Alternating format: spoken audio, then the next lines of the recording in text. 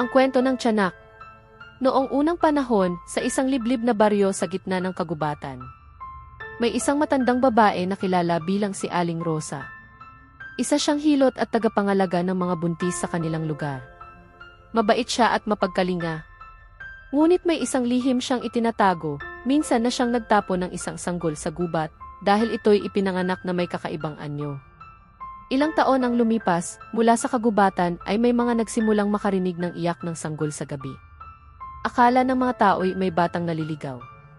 Ngunit kapag hinanap nila ito, wala silang makitang bata, kundi mga yapak ng sanggol na may matutulis na kuko. Isang gabi, si Mang Pedro, isang mangangahoy, ay napaaga ng uwi. Sa kanyang paglalakad pa uwi sa gubat, nakarinig siya ng malakas na iyak ng sanggol. Agad niya itong sinundan.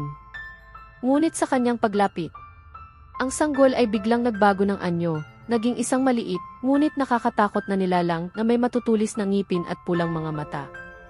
Sinunggaban siya nito at kinagat sa lid. Kinabukasan, natagpuan si Mang Pedro sa gilid ng gubat, wala ng buhay at may marka ng kagat ng hayop. Doon napagtanto ng mga taga-baryo ang sanggol na minsang itinapon ay hindi na isang ordinaryong nilalang, ito ay naging isang tiyanak, isang halimaw na naghihiganti, nagpapanggap na sanggol upang malinlang ang mga may mabuting puso. Mula noon, ipinagbawal na ng mga matatanda ang paglalakad sa gabi at palaging may dalang dasal ang mga tao bilang panangga sa kasamaan. At si Aling Rosa, siya'y tuluyang nawala, pinaniniwalaang siya ang unang biktima ng sariling kasalanan.